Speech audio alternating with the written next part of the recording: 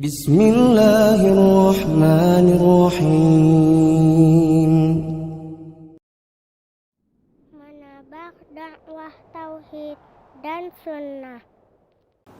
Bismillahirrahmanirrahim. Assalamualaikum warahmatullahi wabarakatuh. Innal hamdalillah nahmaduhu wa nasta'inuhu wa nastaghfiruh wa na'udzu billahi min shururi anfusina wa min sayyiati a'malina. Man yahdihillahu fala mudilla lahu wa man yudlilhu fala hadiya lahu. Asyhadu an la ilaha illallah wahdahu la syarika lahu wa asyhadu anna Muhammadan abduhu wa rasuluhu la nabiyya ba'dah. Allahumma salli wa sallim ala nabiyyina Muhammadin sallallahu alaihi wasallam wa ala alihi wa sahbihi ajma'in. Yaqulu Allahu azza wa jalla, ya ayyuhalladzina amanu taqullaha haqqa tuqatih wa la tamutunna illa wa antum muslimun. Ya ayyuhan nasu taqu rabbakum alladzi khalaqakum min nafsin wahidah wa khalaqa minha zawjaha wa batha minhuma rijalan katsiran wa nisaa'a wattaqullaha alladzi tasaaluna bihi 'alaikum raqiba. Ya ayyuhalladzina amanu taqullaha wa qulu qawlan sadida yuslih lakum a'malakum wa yaghfir lakum dhunubakum wa man yuti'illaha wa rasulahu faqad faza fawzan 'azima. Amma ba'd, fa inna asdaqal hadithi kitabullah wa khairal huda huda nabiyyina Muhammadin sallallahu alaihi wasallam wa syarrul umuri muhdatsatuha fa inna kulla muhdatsatin bid'ah wa kulla bid'atin dhalalah wa kulla dhalalatin finnar. Para jamaah ikhwan dan akhwat rahimakumullah, kita memuji Allah Subhanahu wa taala atas limpahan rahmat, taufik, nikmat yang sangat banyak sekali yang diberikan oleh Allah Subhanahu wa taala, sehingga pada malam hari ini, pada petang ini, kita masih bisa berkumpul di salah satu rumah dari rumah-rumah Allah Subhanahu wa taala yang disifati oleh Nabi sallallahu alaihi wasallam, majtama'a qaumun fi baitin min buyutillah yatluna kitaballah wa yatadarasuna fiha wa yatadarasunahu bainahum illa nazalat alaihimus sakinah wa ghasyiyatuhumur rahmah wa haffat alaihimul malaikah wa dzakarahumullahu fi man indah. Kama qala alaihi salatu wassalam. Nabi sallallahu alaihi wasallam mensifati majelis kita ini, para jamaah yang dimuliakan oleh Allah Subhanahu wa taala, yang tidaklah berkumpul suatu kaum orang-orang berkumpul di rumah dari rumah-rumah Allah Subhanahu wa taala atau masjid-masjid Allah Subhanahu wa taala. Rumah ini disandarkan kepada Allah Subhanahu wa taala, bukan berarti Allah punya rumah, tapi ini menunjukkan kemuliaan apa yang disandarkan oleh Allah kepada Allah tersebut, yaitu rumah-rumah Allah Subhanahu wa taala, yang mereka yatluna kitaballah, membaca kitabullah Al-Qur'an, dan saling mengajarkan satu di antara yang lainnya, kecuali mereka akan mendapatkan 4 hal. Jadi kita niatkan dari awal, dari rumah, satu-satunya niat atau salah satunya niat kita berangkat itu untuk thalabul ilm, untuk belajar, ya, jangan untuk yang lain, sehingga di setiap langkah kita tercatat ibadah oleh Allah Subhanahu wa taala. Kita mendapatkan hal yang lain daripada salat-salat kita, karena ini harus dibangun niat yang benar. Jangan sampai niat kita berangkat dari rumah niat yang lain bukan untuk thalabul ilm. Kemudian dia akan mendapatkan 4 perkara. Yang pertama, akan turun ketenangan. Nazalat alaihimus sakinah, akan turun ketenangan bagi orang-orang yang duduk di majelis ilmu. Enggak tahu nih para jamaah ada yang masih memikirkan hutangnya enggak nih sampai di sini. Kalau sudah masuk masjid biasanya sudah lupa urusan dunia. Fokus kepada akhirat. Karena urusan dunia kita sudah dari pagi sampai sore ya, sudah memikirkan dunia semuanya, meskipun enggak semua, ya, ada yang memikirkan akhirat juga. Namun coba ketika kita sudah masuk ke dalam masjid, sudah fokus kepada ibadah, entah sholat ataupun berzikir atau membaca Al-Quran atau berdoa ataupun yang lainnya. Jangan sampai kita masuk masjid masih memikirkan dunia para jemaah, masih memikirkan nanti pelanggan saya datang enggak nanti habis kajian gitu ya, ataupun yang semisalnya. Karena di majelis taklim atau di rumah-rumah Allah Subhanahu wa taala, di situ terdapat ketenangan. Seharusnya kalau kita niatkan dengan niat yang benar. Dan di antara bukti juga para jemaah, ya, masjid-masjid ini adalah tempat ketenangan. Buktinya adalah pada saat hari Jumat. Ya, ada yang perhatikan hari Jumat para jemaah? Apalagi kalau khotibnya agak panjang sedikit, itu biasanya tenang, ya. Sampai hilang pendengaran, hilang tidur maksudnya para jemaah. Ya. Mungkin ada sebagian orang salah doanya masuk masjid ya. Apa doa masuk masjid para jemaah? Allahumma ftahli abwaba rahmatik. Bukan bismika Allahumma amutu wa ahya. Ya, para jemaah harus diperhatikan. Jadi turun ketenangan. Itu sekedar contoh saja. Ya, yang jelas ketika seorang masuk ke dalam masjid, dia akan mendapatkan ketenangan dari Allah Subhanahu wa taala. Wa ghasyiyatuhumur rahmah. Kemudian mereka akan diliputi oleh kasih sayang. Kasih sayang Allah dan juga kasih sayang sesama jamaah yang dia bertemu.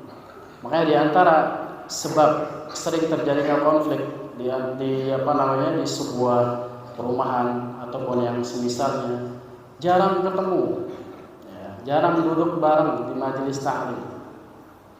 Sholat ke masjid cuma hari Jumat aja misalnya. Adapun sholat-sholat yang lain dikerjakan di rumah. Ini diantara apa? Diantara sebab-sebab jadi ada miskomunikasi dan yang semisalnya. Padahal untuk mendapatkan kasih sayang antara satu jamaah dan jamaah yang lain, bahkan nanti kalau dia ketemu dia akan saling senyum, dia akan saling tebar salam. Yang itu adalah diantara sebab-sebab terbangunnya rasa cinta seorang muslim dengan muslim yang lainnya. Afsus salam bainakum, sebarkan salam di antara kalian. Tabassumuka fi wajhi akhika sadaqah. Senyummu di hadapan saudaramu adalah sedekah. Kemudian juga wa ghasyiyatuhumur rahmah wa haffat alaihimul malaikah. Akan dinaungi oleh para malaikat. Meskipun kita enggak lihat para jamaah, namun kita wajib meyakini. Ini adalah sabda dari Nabi Muhammad sallallahu alaihi wasallam.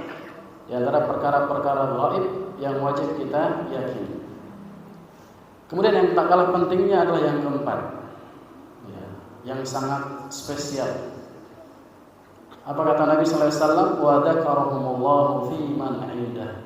Allah Subhanahu wa taala jalla wa ala akan menyebut-nyebut para orang-orang yang berkumpul di rumah Allah di hadapan para malaikat, di hadapan penghuni langit. Dan ini adalah sangat spesial. Apalagi apabila Allah Subhanahu wa taala menyebut-nyebut nama kita. Ya, bukan hanya sekedar secara umum. Disebut namanya adalah salah satu tanda Allah Subhanahu wa taala mencintai hamba tersebut. Sebutkan dalam sebuah hadits qudsi bahwasanya ketika Allah Subhanahu wa taala mencintai seorang hamba, maka dia akan memanggil malaikat Jibril. Kemudian malaikat Jibril dikatakan oleh Allah Subhanahu wa taala, "Wahai Jibril, saya mencintai fulan," disebut namanya oleh Allah. "Maka cintailah dia," kata Allah Subhanahu wa taala. Kemudian malaikat Jibril menyeru kepada para malaikat, para ahli sama, "Wahai penghuni langit, sesungguhnya Allah mencintai si fulan," disebut namanya oleh malaikat Jibril, "cintailah mereka." Jadi para jemaah, antara sebab yang mendapatkan kecintaannya Allah Subhanahu wa taala adalah menghadiri majelis-majelis ilmu. Kemudian hal tersebut juga merupakan bentuk rasa syukur kita kepada nikmat-nikmat Allah Subhanahu wa taala. Jadi nikmat ini para jemaah tidak sekedar hanya kita mengucapkan alhamdulillah atas segala nikmat, atau kita mengucapkan alhamdulillahilladzi bi ni'matihi tatimmus shalihat, tidak cukup. Namun harus dengan 3 rukun syukur yang sering disebutkan oleh para ulama dan para asatidzah kita. Yang ketiga hal tersebut adalah apa? Meyakini dalam hati nikmat-nikmat Allah Subhanahu wa taala semuanya itu dari Allah. Tidak boleh kita menyandarkan satu saja nikmat kepada selain Allah Subhanahu wa taala. Kita mendapatkan gaji para jamaah. Gaji itu dari Allah Subhanahu wa taala, namun perantara manusia. Kita mendapatkan bayaran dari sebuah pekerjaan, itu adalah dari Allah Subhanahu wa taala, walaupun melalui perantara makhluknya yang lain. Kemudian yang kedua, kita mengucapkan tentunya syukur dengan lisan kita, dengan mengucapkan alhamdulillah atau alhamdulillahilladzi bi ni'matihi tatimmus shalihat. Dan di dalam setiap keadaan kita wajib memuji Allah Subhanahu wa taala. Makanya sering kita dengar istilah ada yang namanya alhamdulillah alladzi bi ni'matihi tatimmus shalihat, dan sering juga kita dengar alhamdulillahi ala kulli hal. Ada yang bisa menjelaskan beda dari kedua ucapan tersebut?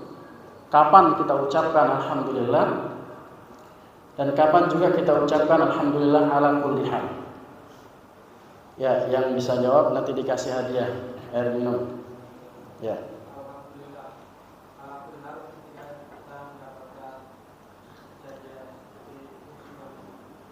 Ya, musibah. Kemudian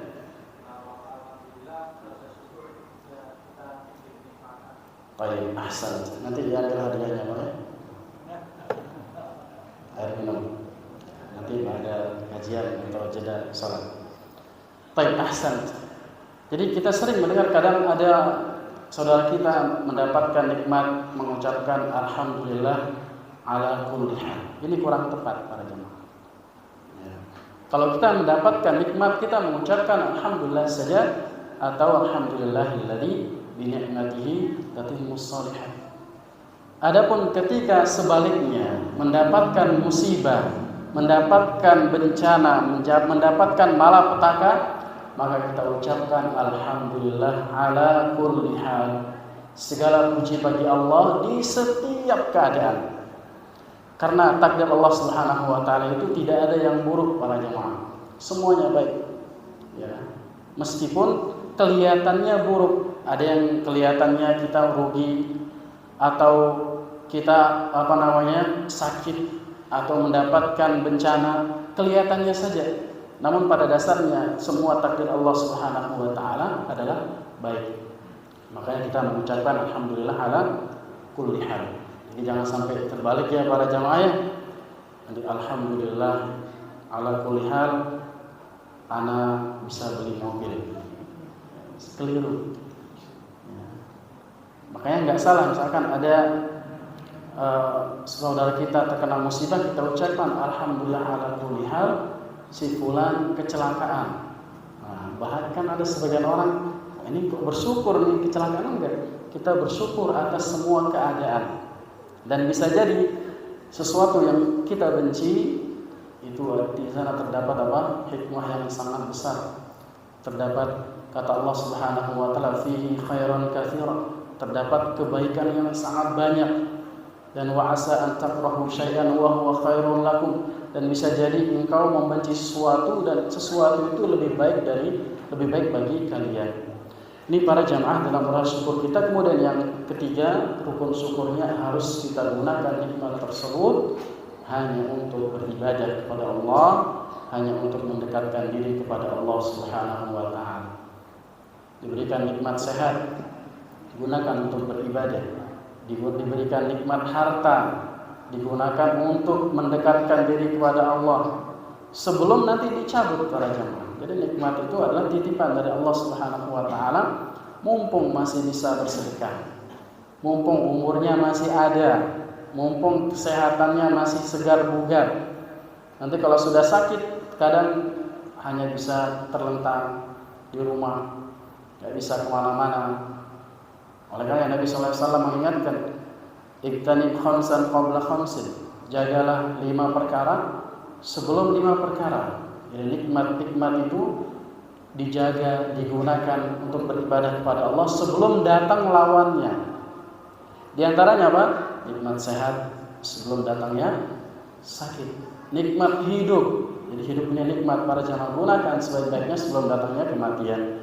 Kemudian salawat dan salam semoga tercurahkan kepada uswah hasanah kita semuanya, suri tauladan kita semuanya, Nabi Muhammad sallallahu alaihi wasallam, yang salah satu cara terbesar kita membuktikan kecintaan kita kepada beliau sallallahu alaihi wasallam adalah dengan mengikuti ajaran-ajarannya dan mengikuti perintah-perintahnya dan juga menjauhi larangan-larangan Nabi Muhammad sallallahu alaihi wasallam. Para jamaah yang dimuliakan oleh Allah Subhanahu wa taala, insyaallah pada pertemuan-pertemuan yang akan datang kita akan membaca sebuah risalah, sebuah kitab tulisan dari Syekh Muhammad bin Abdul Wahhab At-Tamimi rahimahullahu ta'ala. Jadi sering di berbagai tempat atau di beberapa tempat itu nama beliau enggak disebutkan Muhammad bin Abdul Wahhab. Apa namanya? Syekh Muhammad At-Tamimi. Tapi itu maksudnya Syekh Muhammad bin Abdul Wahhab. Kenapa? Karena sebagian orang itu fobia. Apa yang dimaksud fobia? Apa yang dimaksud fobia para jamaah? Apa? Kekhawatiran. Sudah negatif thinking dulu. Wah, ini Wahabi itu ya, Muhammad bin Abdul Wahhab. Makanya sebagian disamarkan Muhammad At-Tamimi. Ada sebuah kisah yang menarik ya, yang bisa kita ambil pelajaran dari kisah sebuah tulisannya Syekh Muhammad bin Abdul Wahhab. Dikisahkan bahwasanya ada seorang talib di Jami'ah Islamiyah Madinah. Dia pulang ke kampungnya, dan di kampung itu ada seorang tokoh yang sangat benci sama Wahabi. Ya, maksudnya Wahabi di sini adalah ajarannya Syekh Muhammad bin Abdul Wahhab, bukan Wahabi yang sesungguhnya. Kemudian pada suatu kesempatan diberikan hadiah, ya, dibawakan, dan tokoh ini dia pintar gitu, bisa baca kitab. Tokoh agama di tempat tersebut atau ustadznya lah, kiai ini diberikan buku kitabnya Syekh Muhammad bin Abdul Wahhab yang berjudul Kitab At-Tauhid, yang dibaca oleh Al-Ustaz Abu Ya'la Al-Qurdaidi di sini. Tapi sampulnya disobek, bagian depannya yang ada nama Syekh Muhammad bin Abdul Wahhab disobek. Kemudian balik lagi talib ini ke Madinah selama beberapa waktu. Kemudian penasaran, namanya orang pandai pembaca, bisa baca kitab, dia baca satu persatu. Ucapan penulisnya sedikit, kemudian sisanya Al-Quran, sisanya hadis, kemudian sisanya adalah qaul sahabat, ucapan sahabat dan ucapan para salaf. Dibaca sampai akhir, di dalam hatinya bagus buku ini. Ini buku apa ini? Dia penasaran, ini siapa yang nulis ini? Bagus sekali. Isinya cuma qala Allah, qala Rasul, dan qala as-sahabah dan para ulama salaf. Sangat sedikit ucapan kalau kita perhatikan ya. Kitab Syekh Muhammad bin Abdul Wahhab, Kitab Tauhid, ucapan beliau sangat sedikit. Contohnya misalkan beliau mengatakan babut tauhid wa takfir minadz dzunub misalkan. Ini doang, ini tok ucapan Syekh Muhammad bin Abdul Wahab. Sisanya apa? Qala Allah Ta'ala, sebutkan dari ini. Dan itu biasanya kebiasaan para ulama dahulu. Kalau kita perhatikan kitab-kitab dahulu dibandingkan dengan kitab-kitab zaman sekarang, sangat jauh para jemaah. Kalau zaman dahulu ulama dikit, ucapannya itu sedikit. Contoh apa? Al-Imam Al-Bukhari. Ada yang sudah baca kitab Sahih Bukhari dan Muslim, ucapan beliau sedikit. Misalkan babu qada'il hajah, misalkan. Bab qada' hajah. Itu tok ucapan siapa? Ucapan Al-Imam Al-Bukhari. Kemudian disebutkan riwayatnya. Kemudian pada suatu hari pulang liburan, talib dari Jamiah Islamiyah, kemudian berkunjung lagi ya ke rumah kiai tadi. Sengaja dia bawakan apa? Sampulnya. Kemudian singkat cerita akhirnya diberikan, ketika dia bertanya ini tulisan siapa ini? Dan dia dikasih sampulnya, maka dia sangat kaget para jamaah. Orang yang selama ini dia caci maki, yang selama ini dia tuduh dengan sesat dan yang semisalnya, ternyata tulisannya sangat bagus sekali, tidak keluar dari ucapan Allah, ucapan Rasul, dan ucapan para sahabat dan para ulama. Karena biasanya orang-orang yang tidak suka dengan dakwah salaf atau dakwahnya Syekh Muhammad bin Abdul Wahab ini biasanya kurang baca dan salah baca. Kurang baca dan salah baca. Yang dibaca adalah orang-orang yang atau tulisan-tulisan yang memojokkan beliau rahimahullahu ta'ala. Sebelum kita masuk kepada kitab para jamaah, di antara kebiasaan para ulama adalah beliau atau mereka rahimahullahu ta'ala memberikan muqaddimah. Dan sebelum muqaddimah mereka menyebutkan biografi. Nah, ini biar kita enggak salah persepsi, biar kita nggak salah anggap, atau biar kita lebih kenal dengan siapa? Dengan orang yang akan kita baca tulisannya ini siapa sih dia? Ya, di mana dia belajar?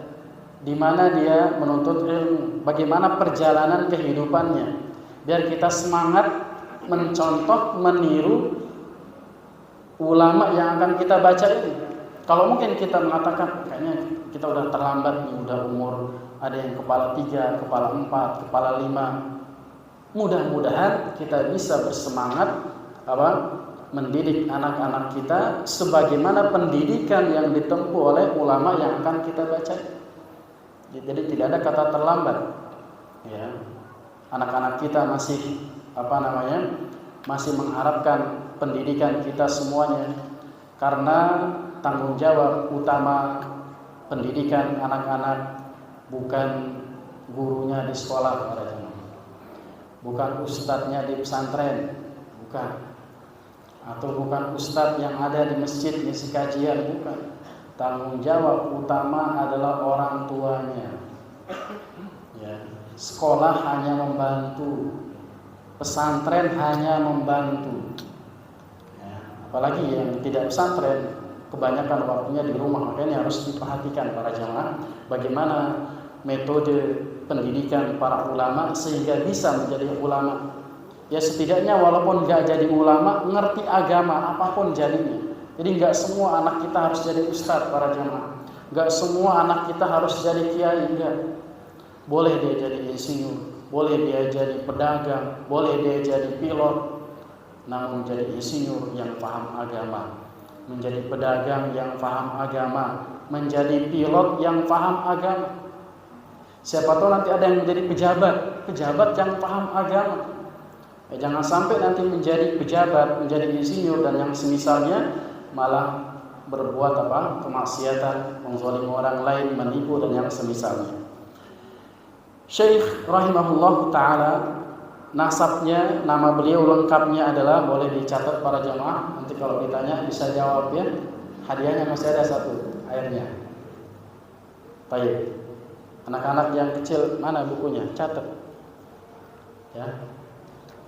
Jadi biar anak-anaknya itu enggak main-main di masjid para jamaah, kasih buku, ya. kasih pulpen, catat, nanti selesai kajian lihat tulisannya nyatat enggak, atau dia cuma menggambar aja, ya kan, harus dibina. Jadi boleh-boleh saja dibawa ke masjid, tapi harus diperhatikan kondisi mereka biar tidak mengganggu jamaah yang lain. Dan usahakan di dekat bapak-bapak atau ibu sekalian. Huwa Syekhul Islam Muhammad bin Abdul Wahhab. Nama beliau adalah Muhammad bin Abdul Wahhab bin Sulaiman. Nama kakeknya adalah Sulaiman. Dan bapak beliau Abdul Wahhab bin Sulaiman ini adalah seorang ulama pada zamannya. Begitu pula kakek beliau Sulaiman bin Ali. Ini adalah para ulama di zamannya. Jadi beliau tumbuh pada jamaah di bawah tarbiyah keilmuan, di keluarga yang sangat berilmu. Dan ini pentingnya kita sebagai seorang orang tua, baik bapak ataupun ibu, harus berilmu. Maka kita harus memilih para jamaah, ibu-ibu itu yang berilmu para jamaah. Ya, cuman sekarang kan Pak Ustadz udah lewat, gimana ini? Apa harus cari yang baru? Yang kan enggak, ya kan? Tapi dididik. Yang sudah ada disyukuri, disuruh belajar. Ya, dikasih kesempatan untuk belajar. Kasih dia kelonggaran, misalkan dia mau ikut takhasus atau dia mau ikut privat ataupun yang semisalnya, kasih keluangan waktu. Jangan hanya kasih buat beli skincare aja para jamaah. Sekarang kan lagi boomingnya, ya, bapak-bapak zaman sekarang, ibu-ibunya biar glowing, ya. Tapi yang lebih penting daripada semua itu adalah ilmu agama. Kenapa? Karena ketika kita sebagai bapak, sebagai kepala keluarga pergi mencari nafkah, pergi pagi, pulang petang, siapa yang mendidik anak-anak yang kita cintai? Istri atau ibunya. Kalau ibunya nggak paham agama, bapak sekalian, bagaimana dia bisa mendidik? Jangan sampai nanti dididik dengan pendidikan yang salah, keliru. Makanya pentingnya juga seorang orang tua, ya, belajar dan tidak ada kata terlambat. Yang dilihat oleh Allah Subhanahu wa Ta'ala adalah prosesnya. Sekarang sampai mati kita misalkan belajar nggak paham-paham, sampai mati kita belajar nggak ngerti-ngerti, jangan putus asa. Karena yang dilihat oleh Allah Subhanahu wa Ta'ala adalah apa? Prosesnya. Bagaimana kita meraih ilmu tersebut. Muhammad bin Abdul Wahhab bin Sulaiman bin Ali bin Muhammad bin Ahmad bin Rashid bin Barid bin Muhammad bin Mushrik bin Umar bin Bani Tamim. Itu udah berapa keturunan tuh? Ya, ada yang hafal di sini 7 turunannya ke atas. Sebutkan dulu oleh ustadz kita di sebuah kampus, ya. Di antara ciri orang yang bagus hafalannya itu dia menghafal 7 orang tuanya ke atas. Ada yang hafal para jamaah? Nama bapaknya, kemudian kakeknya, nama uyutnya, sampai 7 ke atas. Ada yang hafal? Ya, oleh karena di antara kebiasaan orang Arab itu mereka hafal para jamaah. Jadi nggak sembarangan dia nikah, harus menjaga nasabnya. Baik, ada yang hafal? Kalau ada yang hafal, saya kasih hadiah. Ana aja nggak hafal para jemaah. Saya pernah tanya ke bapak saya, paman saya masih hidup, mereka nggak tahu namanya. Bukan nggak mau hafal. Ya, jadi sebagian orang tua kita emang nggak fokus pada hal yang demikian. Padahal nasab itu perlu para jemaah. Siapa tahu nasab kita bagus, ya kan, kepada Habib misalkan, ya kan, atau kepada kiai dan yang semisal. Baik. Beliau dari Bani Tamim. Kemudian beliau dilahirkan wulida hadzal alim fi baldatil Uyainah. Beliau dilahirkan di Al-Uyainah atau Najd. Biasa disebut dengan Najd. Pada tahun 1115 Hijriah. Tahun 1115 Hijriah atau tahun 1703 Masehi. Fi baiti ilmin wa syarafin wa din. Di rumah yang penuh dengan ilmu penuh dengan kemuliaan dan juga penuh dengan agama. Di tarbiyah, di bimbingan, di bawah bimbingan ulama bapak dan kakeknya. Fa abuhu alimun kabir, dan bapaknya adalah seorang ulama besar. Wajadduhu Sulaiman, dan kakeknya Sulaiman alimu Najdin fi zamanihi, ulama Najd pada zaman tersebut. Dari Isya ya, udah Isya. Kita jeda sementara, Isya insyaallah kita lanjutkan pada azan. Baik. Bismillahirrahmanirrahim. Wassalatu wassalamu ala Rasulillah wa ba'du. Para jamaah yang dimuliakan oleh Allah Subhanahu wa taala, kita lanjutkan kajian kita. Kita masih pada kelahiran Syekh Muhammad bin Abdul Wahab. Tadi beliau lahir tahun berapa? Mas, ini Mas, tahun berapa tadi lahir? Nanti nyatat ya. 1115 Masehi Hijriah.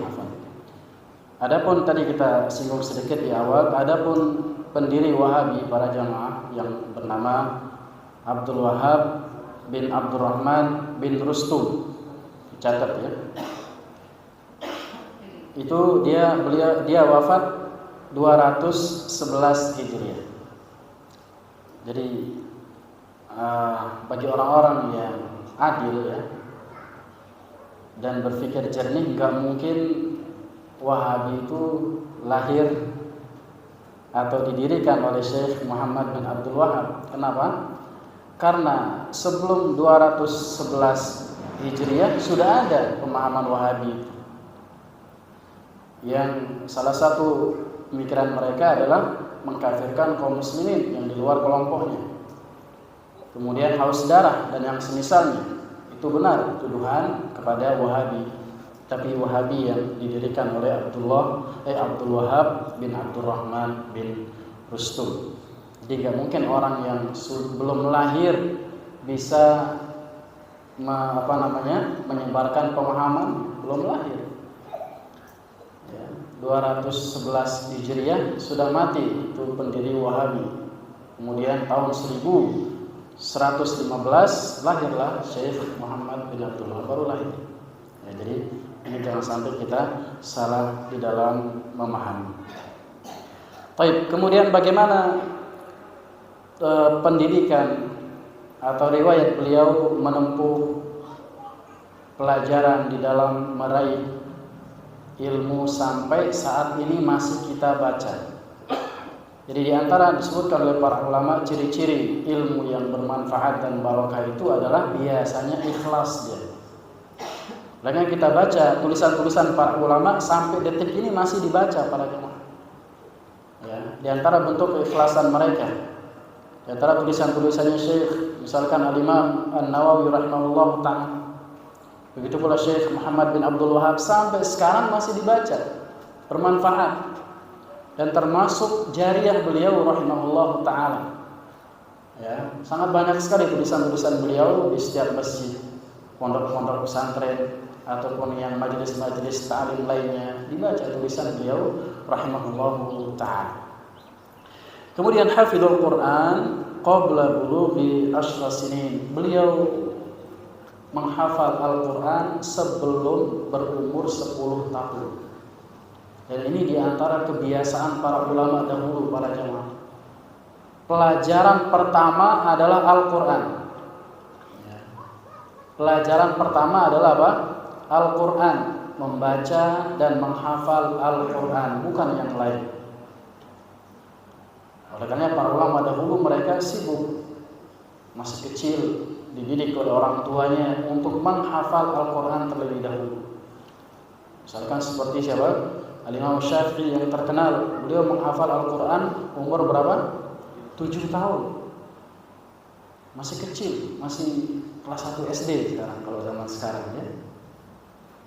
Begitu pula para ulama yang lain seperti Al-Imam Suyuti menghafal Al-Quran umur berapa? 8 tahun. Al-Imam Ibnu Hajar Al-Asqalani rahimahullahu ta'ala menghafal Al-Quran 9 tahun. masih kecil hafal Al-Quran. Maka jangan sampai kita salah prioritas di dalam pendidikan anak. Dan juga yang sangat perlu ditekankan, jangan sampai kita kalau pendidikan selain diniyah berani keluar mati-matian biaya yang besar. Tapi kalau untuk pendidikan agamanya nonggak, ya nggak mau bayar, dan yang semisal privat agama misalnya. Adapun kalau privat pelajaran umum, rela berhutang, rela jual tanah dan yang semisal. Oke, kita salah prioritas para jamaah sebagian kita ya. Jamaah di sini nggak ada. Ya, semuanya fokus kepada agama di sini. Baik. Jadi itu jangan sampai kita salah prioritas para jamaah masih kecil, mumpung mereka masih fresh otaknya. Dan ini adalah peran orang tua para jamaah. Masih kecil itu harus difokuskan kepada pelajaran Al-Quran khususnya. Dan juga pendidikan agama yang rutinitas akan dilaksanakan setiap hari. Oleh karena itu sangat menakjubkan bagaimana pendidikan ibunya Al-Imam Ahmad rahimahullah ta'ala ketika mendidik putranya. Siapa putranya? Imam Ahmad berarti ya. Putranya cuma satu para jamaah. Masih kecil udah menjadi yatim, meninggal bapaknya. Bagaimana cara pendidikan ibunya Imam Ahmad? Nanti bisa dibisikin kepada istrinya bapak-bapak, atau bapak-bapak bisa melakukan. Sehingga tumbuh Imam Ahmad itu sebagai seorang imam Ahlus Sunnah wal Jamaah sampai detik ini masih dikenal, masih dibaca tulisan-tulisan. Bagaimana caranya? Disebutkan oleh para ulama, di antara caranya adalah pagi-pagi sebelum subuh Imam Ahmad sudah dibangunkan. Sebelum subuh berarti. Bukan waktu subuh. Ngapain sebelum subuh? Persiapan sholat subuh. Mungkin mandi ataupun yang semisalnya, biar enggak di masjid ngantuk-ngantukan. Ya. Kemudian disuruh ke masjid, enggak. Ibunya nganterin ke masjid. Diantar, karena kan enggak ada suaminya. Diantar ke masjid, ditinggal begitu saja, enggak ditungguin. Ditungguin itu dekat masjid, di luar masjid. Sampai selesai sholat dibawa pulang. Itu masih kecil. Makanya kalau kita punya anak kecil-kecil laki-laki, mumpung masih ada para jamaah kita, itu mumpung masih ada, didik dengan pendidikan yang seperti itu. Bangunkan. Urat teganya harus dibuang dulu. Masih ngantuk, masih enggak masalah. Nanti kalau dia sudah terbiasa para jamaah, dia akan bangun dengan sendiri. Sebagaimana kita, ya kita walaupun nggak pakai alarm, sebagian kita bangun tuh jam 4 atau jam menjelang subuh bangun karena sudah terbiasa. Badannya udah apa? Udah terbiasa bangun sebelum subuh. Dan ini apa? Cara pendidikan yang terbaik para jamaah. Pagi-pagi bangunkan, biar nanti terbiasa dia bangun sebelum sholat subuh. Kemudian beliau menghafal Al-Quran sebelum 10 tahun. Di sini ada yang sudah hafal Al-Quran sebelum 30 tahun. Baik, mudah-mudahan anak cucu kita ya para jamaah, mungkin kita sudah terlambat, anak-anak atau cucu-cucu kita semoga bisa mengikuti sunnahnya para ulama. Ya. Bimbingan para ulama itu menghafal Al-Quran. Kemudian wa darasa fil fiqhi hatta nala hadzan wafira. Kemudian setelah menghafal Al-Quran, beliau belajar fikih sampai beliau menguasai ilmu fikih. Sama siapa dia belajar? Sama bapaknya para jemaah. Ya, sama kakeknya. Karena bapak dan kakeknya adalah seorang apa? Seorang ulama. Kalau kita nggak bisa ngajarin, maka suruh dia belajar. Ya, kasih dia kesempatan, kasih dia biaya untuk belajar. Antarkan ke tempat belajar agama. Ya. Kalau bisa ditungguin daripada nanti dia pergi ke sana kemari. Wa kana mawdi'an ijab min walidihi, dan bapaknya sangat heran, sangat takjub. Apa yang membuat takjub? Liquwati hifdzihi, kuatnya hafalan Syekh Muhammad bin Abdul Wahhab rahimahullah ta'ala. Dan di antara resepnya adalah apa tadi? Belajar mulai dari menghafal Al-Quran dulu para jemaah. Karena orang yang menghafal Al-Quran para jemaah itu dia bisa fokus, ya. Jadi dia menjaga hafalan itu juga sangat susah para jemaah. Membutuhkan juhud yang sangat luar biasa, membutuhkan tenaga, membutuhkan pikiran, membutuhkan waktu yang sangat luar biasa, sehingga mereka bisa fokus. Karena menghafal itu sudah susah para jamaah, menjaga hafalan lebih susah lagi. Makanya dia butuh fokus. Biasanya orang yang menghafal Al-Quran itu cerdas dia. Karena di pikirannya itu Al-Quran para jamaah, ya. Makanya mulai dari yang pertama Al-Quran, baru belajar ilmu-ilmu yang lain. Tidak masalah dia mau menjadi apa saja, mau menjadi dokter tapi dokter yang hafal Al-Quran, dia mau jadi tentara yang hafal Al-Quran, mau jadi petani yang hafal Al-Quran, tidak masalah, ya. Dan di antara cara kita kembali kepada Al-Quran, sering kita dengar ya kan, kembali kepada Al-Quran, kembali kepada As-Sunnah. Di antara caranya adalah hafal Al-Quran, ya. Bukan hanya sekedar slogan. Menghafal Al-Quran itu diantara cara kembali kepada Al-Quran para jemaah. Kalau sudah tua gimana Pak Ustaz? Hafalkan sedikit demi sedikit. Karena yang dilihat bukan sukses hafal sampai selesai misalkan, dan itu yang diharapkan. Cuman kalaupun nggak bisa hafal sampai selesai, dilihat adalah apa? Prosesnya sampai mati, mungkin di juz amma aja nggak masalah, tapi ada usaha yang dilakukan. Kemudian wa kana katsirul mutala'ati fi kutubit tafsir wal ahadits. Beliau banyak mutalaah. Apa yang dimaksud dengan mutalaah? Meneliti, bahas, membaca dari kitab-kitab tafsir dan juga kitab-kitab hadis, banyak baca. Dan ini di antara juga salah satu kunci ilmu adalah banyak baca. Di zaman sekarang, di zaman modern, minat baca kita semuanya sangat besar, tapi kualitas bacaan kita itu sangat kecil para jemaah. Apa maksudnya?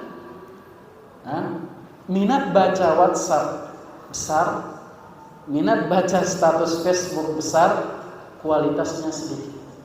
Yang didapat ilmu dari WhatsApp, dari Facebook sedikit para jemaah. Ya. Apalagi sebagian kita senangnya baca yang lagi viral-viral aja. Ya, apa yang lagi viral nih? Baca. Ya, enggak terlalu membaca ilmu. Padahal di zaman sekarang itu sangat mudah kita mencari ilmu pada jemaah. Misalkan mau mengikuti kajian apa misalnya, kitab tauhid di YouTube sudah banyak. Ustaz-ustaz sudah membahas kitab tauhid. Setel YouTube, baca kitabnya, lihat sambil lihat, perhatikan. Ya, kalau bisa HP-nya dimatikan, ya, karena kalau HP-nya nyala, baca YouTube, lihat YouTube, yang masuk WhatsApp, pindah ke WhatsApp, ya, datang lagi notifikasi Twitter, Instagram, dan yang semisalnya. Jadi minat baca ini yang bagus ini para jamaah kita gunakan semaksimal mungkin, baca yang bermanfaat, ya, harus ada waktu. Sehingga nasihat para ulama minimal kita baca itu sehari sekitar 3-4 jam. Ada yang kuat baca 4 jam di sini? Kuat baca status, baca grup-grup WhatsApp. Kuat para jemaah. Sehingga anak muda zaman sekarang juga kalau dikurung misalkan di sebuah ruangan, kasih HP, kuat dia seharian. Benar gak? Benar para jemaah? Coba dikurung tanpa HP, kasih mushaf saja, kuat nggak dia baca itu sampai sore? Mungkin tidur dia dalam ruangan. Makanya para jamaah PR kita semuanya, ya, bukan PR gurunya di sekolah, bukan. PR kita semuanya, tanggung jawab orang tua, bagaimana mendidik yang benar. Wajadda fi talabil ilmi lailan wa nahara.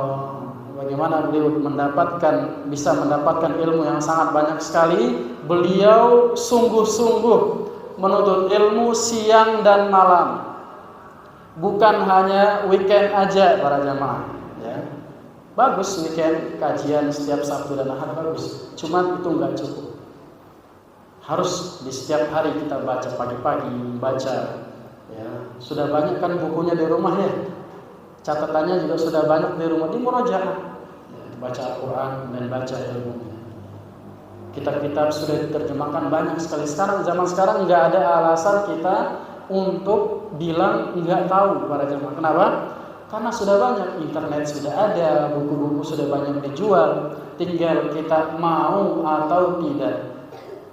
Kalau mau, bismillah, berdoa kepada Allah Subhanahu wa taala, semoga Allah memudahkan. Jadi siang dan malam beliau sibuk menuntut ilmu, ya, sibuk mempelajari ilmu-ilmu, sibuk mutalaah kitab, mutalaah pelajaran-pelajaran, belajar. Ya. Karena kalau kita infakkan, kita gunakan waktu kita semuanya ini para jemaah nggak cukup sebenarnya untuk kita meraih ilmu yang sangat banyak. Masih banyak yang belum kita baca. Oleh karena semakin kita baca, semakin kita nggak tahu. Karena masih banyak sekali atau masih banyak banget ilmu yang belum kita tahu para jemaah. Semakin kita baca, semakin kita, kalau tahapannya itu semakin nggak tahu, semakin bodoh. Apa maksudnya? Karena semakin banyak buku yang kita baca, makin banyak lagi yang belum kita baca, masih banyak sekali. Makanya tingkatan ilmu yang paling paling tinggi adalah seorang yang menganggap dirinya nggak tahu apa-apa. Semakin dia baca, karena masih banyak yang belum dibaca. Fakana yahfazul mutunal ilmiyah fi syatal kunun, dan beliau banyak menghafal matan-matan ilmiah. Dan ini diantara diantara yang patut kita contoh untuk anak-anak kita mungkin, atau cucu-cucu kita semuanya, atau bahkan kita, minimal kita menghafal matannya. Ya. Apa saja belajar mungkin kitab tauhid sebelum nanti kajiannya dimulai, hafal matannya. Ya. Biar apa? Biar nyambung pelajarannya. Kalau sudah hafal matannya, biasanya pelajaran cepat nyambung karena sudah paham dasarnya itu sudah ditahu. Ya seperti misalnya kita tauhid bab apa, dibaca dulu. Terjemahannya kah dibaca, ayatnya dihafalkan, hadisnya dihafalkan. Itu biar apa? Biar belajarnya itu enggak sekedar apa? Pernah dengar kata jiping enggak para jamaah? Hah? Pernah dengar kata jiping enggak? Ngaji kuping. Apa maksudnya? Udah sekadar lewat aja. Ya, dengar sekarang, ntar keluar udah lupa. Karena nggak ada persiapan. Adapun ustadznya mungkin dari pagi itu udah persiapan para jemaah. Dia misalkan kajian nih sore, dari pagi udah persiapan. Padahal sebelumnya pun sudah belajar di kampusnya kan, atau di pondoknya dulu sudah belajar lagi. Makanya ustaz-ustaz tuh makin banyak ilmunya. Kenapa? Dia belajar lagi, nggak hilang-hilang ilmunya, nggak akan bisa berkurang, bahkan makin bertambah. Maka para jamaah, di antara nasihat anak pribadi buat kita semuanya, minimal matannya dibawa, dihafalkan minimal di semua kajian-kajian di mana saja. Ya, minimal matannya. Ini materinya apa? Cari di internet tuh banyak, para jamaah, matan itu sudah tersedia. Tinggal kita mau atau tidak saja. Kemudian warahala fi talabil ilmi fi dhawahi Najd wa fi Makkah wa qara'a ala ulama'iyah. Setelah beliau menghafal Al-Quran, setelah beliau mutalaah di rumahnya, setelah menghafal matan-matan ilmu yang sangat banyak, beliau rihlah, berjalan, ya, mencari ilmu. Enggak cukup hanya yang ada di mana? Di rumahnya, enggak cukup. Beliau pergi ke Najd, kemudian pergi ke Mekah, nanti juga pergi ke Madinah, belajar sama para ulama yang ada di sana. Dan ini diantara apa? Diantara cara kita mendapatkan ilmu, rihlah. Kalau zaman dahulu sangat susah orang mendapatkan ilmu para jamaah. Namun zaman sekarang dengan kemurahan Allah Subhanahu wa taala sangat mudah kita mendapatkan ilmu, dekat. Kajiannya itu sampai ke rumah kadang. Tinggal gas dikit motornya udah sampai. Cuma terkadang urusan-urusan dunia melalaikan kita. Nggak harus kita pergi ke luar daerah, nggak harus kita pergi ke luar negeri, bahkan sekarang bahkan di rumah kita juga bisa belajar. Cuma tentunya nggak cukup dengan di rumah. Ya boleh kita belajar sendiri, misalkan saya cukup di rumah saja nonton YouTube, buka kitab, nggak cukup para jemaah. Harus ada bimbingan guru, sebagaimana dinasihati oleh Imam Syafi'i rahimahullah taala. Di antara cara mendapatkan ilmu, di antaranya adalah apa? Bimbingan seorang guru, dan juga butuh bekal, butuh biaya ya untuk menuntut ilmu itu. Kemudian summa rahala ila Madinatil Munawwarah faqara ala ulama'iha. Kemudian beliau setelah pergi dari Najd, sudah selesai belajar dari ulama Najd, selesai dari ulama Mekah, sambil beliau berhaji, kemudian juga umrah, beliau pergi ke Madinah, belajar sama ulama Madinah. Jadi haus akan apa? Haus akan ilmu. Gak boleh malas kita di dalam menuntut ilmu para jamaah yang dimuliakan oleh Allah Subhanahu wa taala. Kemudian sini disebutkan di biografi beliau, guru-guru beliau, dan juga ketika walamma tufiya waliduhu, ketika bapaknya sudah meninggal dunia pada tahun 1153 Hijriah, akhadha yu'linu jahran bid-da'watis salafiyyah ila tauhidillah wa inkaril munkar wa yuhajimul bid'ata ahlal awthan wal asnam. Ketika bapaknya sudah meninggal, baru beliau mulai berdakwah secara terang-terangan. Ya. Kemudian beliau berdakwah kepada dakwah salafiyah, berdakwah kepada tauhid, mengingkari kemungkaran, mengingkari peribadatan kepada patung-patung, mengingkari peribadatan kepada kepada kesyirikan-kesyirikan selain Allah Subhanahu wa taala. Sampai beliau terkenal di seluruh Najd. Dan singkat cerita, biografi beliau, kemudian beliau bekerja sama dengan keluarganya Muhammad bin Saud untuk mendirikan Arab Saudi. Itu ceritanya para jemaah. Ya. Panjang cerita beliau rahimahullah taala. Cuma sebagai muqaddimah dan kita setidaknya kenal sedikit siapa sih Syekh ini. Ya, makanya kalau kita dengar di Saudi ada keluarganya Al Saud, itu maksudnya Al itu artinya keluarga. Ada namanya Al Asyikh. Kalau bapak-bapak pernah baca, ini penulisnya siapa? Syekh Fulan bin Fulan Al Syekh. Ada namanya Al Saud.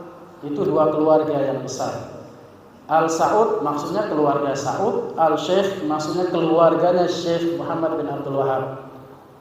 Makanya yang memegang pemerintahan, gubernur ataupun misalnya di Arab Saudi biasanya Al Saud.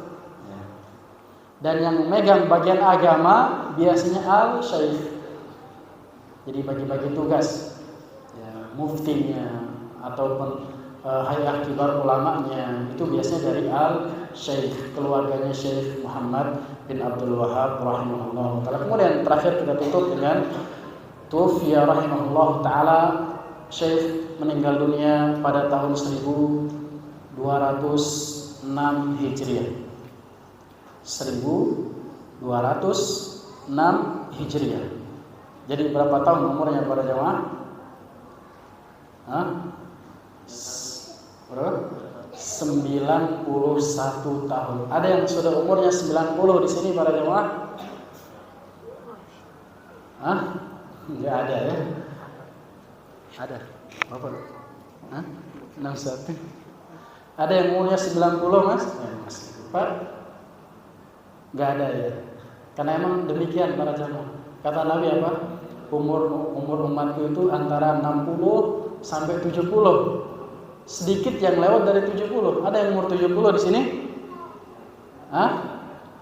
Enggak ada. Subhanallah. Makanya kita persiapan para jamaah. Persiapan untuk sebuah kepastian. Urusan dunia enggak pasti, kematian itu pasti. Kapan, di mana kita enggak tahu, cuma dia adalah sebuah kepastian. Dengan umur 91 tahun para jamaah, ilmu yang ditinggalkan sangat banyak sekali di sini. Sebenarnya Anda catatkan buku beliau yang fenomenal, 16 anak tulis di sini. Tapi masih banyak buku beliau, cuma waktunya tinggal 3 menit. Kita kemudian beliau wafat ya 1206 Hijriah. Nanti kita lihat bagaimana apa yang dimaksud dengan masalah jahiliyah yang ditulis oleh Syekh Muhammad bin Abdul Wahab. Secara ringkas, tujuan kita belajar membaca masalah-masalah jahiliyah ini para jamaah bukan untuk memvonis orang ya, bukan untuk kita baca nanti satu persatu, oh kayaknya tetangga saya ini jahiliyah, enggak ya. Di antaranya tujuannya adalah apa? Mengangkat kebodohan dari diri kita, itu yang pertama. Kemudian yang kedua, agar kita menghindarinya, perkara-perkara jahiliyah tersebut yang diselisihi oleh Nabi Muhammad sallallahu alaihi wasallam. Itu di antara tujuannya ya para jamaah. Di dalam kita belajar keburukan, tujuannya adalah untuk kita menghindari. Kita belajar masalah nifaq misalkan, bukan untuk menuduh orang nifaq, kayak munafik, tapi agar kita menghindari perbuatan atau sifat-sifat tersebut. Mungkin ini yang dapat kita sampaikan sebagai muqaddimah pada pertemuan kali ini. Semoga yang sedikit ini bermanfaat, dan kita doakan kepada Syekh Muhammad bin Abdul Wahab rahimahullah ta'ala, semoga beliau dimasukkan ke dalam surganya dan juga diluaskan kuburannya, dan semoga nanti di akhirat kita bisa bertemu dengan beliau dan berkumpul bersama beliau di surganya Allah Subhanahu wa ta'ala. Insyaallah enggak ada pertanyaannya para jamaah, karena waktunya tinggal 5 detik. Kita cukupkan sampai di sini. Subhanallah wa bihamdik, asyhadu an la ilaha illa anta, astaghfiruka wa atubu ilaik. Wa akhiru da'wana alhamdulillahi rabbil alamin. Assalamualaikum warahmatullahi wabarakatuh.